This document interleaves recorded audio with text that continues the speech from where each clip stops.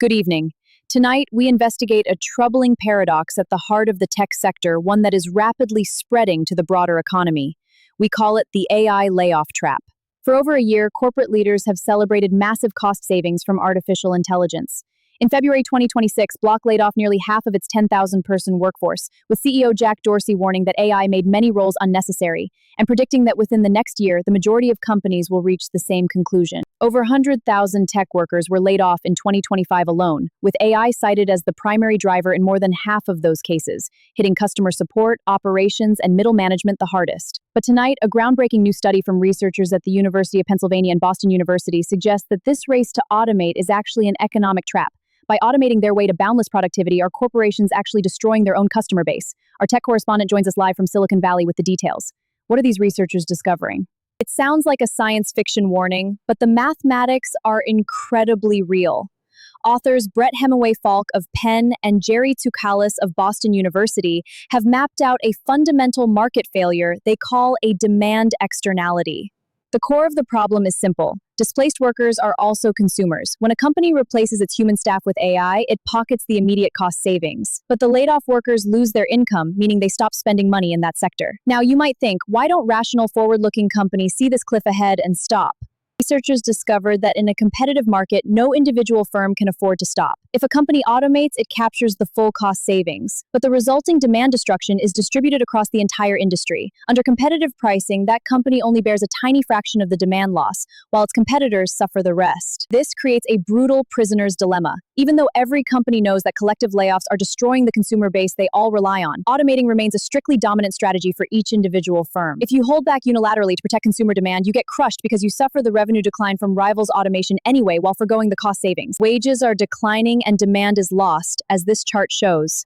Back to you in the studio.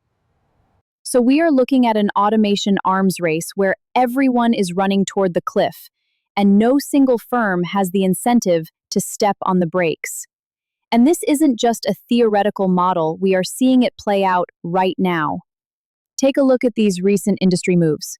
Salesforce replaced 4,000 customer support agents with agentic AI. Cognition's Devon is now deployed at firms like Goldman Sachs and Infosys, enabling a single senior engineer to do the work of an entire 5-person team. The productivity is staggering, but the wealth isn't recycling back into consumer demand. Joining us now to discuss how we defuse this trap is our chief economics analyst. Can't we just retrain these workers or give everyone a universal basic income? That is the most fascinating part of this research. The authors evaluated almost every major policy tool currently discussed in Washington and Silicon Valley, and almost all of them fail to break the trap. Let's go through them on the board.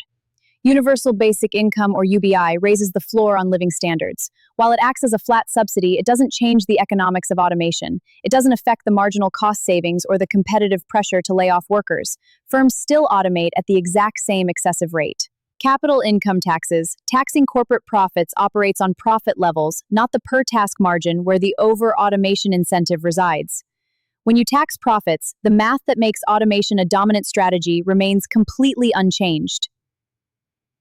Worker equity participation. Giving employees shares in the company sounds like a market-based solution. But unless you recycle more than 100% of the profits, which is impossible, the spending leakage to rival firms still leaves a wedge of over-automation. Some argue that workers can negotiate severance or profit sharing, but the demand destruction falls on rival firms' profits and other workers. Furthermore, voluntary agreements among competing firms are unstable because the incentive to cheat and automate is too strong. So if UBI, corporate taxes, profit sharing, and private negotiations won't stop the arms race, what actually works? Only one tool completely corrects the market distortion: a Pigouvian automation tax. This is a targeted tax levied on each automated task, set precisely equal to the internalized demand loss that the firm poses on the rest of the economy. By making companies pay for the demand they destroy, the tax aligns private incentives with collective economic health. Even better, the researchers suggest the tax revenue should be directly recycled into high-quality retraining programs to support workers impacted by automation and market shifts. If we can successfully upskill displaced workers into higher-paying roles, we raise the income replacement rate. This actually shrinks the demand loss over time, which automatically lowers the required automation tax in future periods. A self-limiting tax that forces companies to account for the customers they displace. It's a striking departure from the standard let the market sort it out approach. especially since the study shows that over-automation ultimately hurts the bottom line of the firm owners themselves. Our thanks to our tech correspondent in Silicon Valley and our chief economics analyst. We will post the link to the full paper, The AI Layoff Trap, on our website. Up next, how the latest AI productivity gains are actually accelerating this race. Stay with us.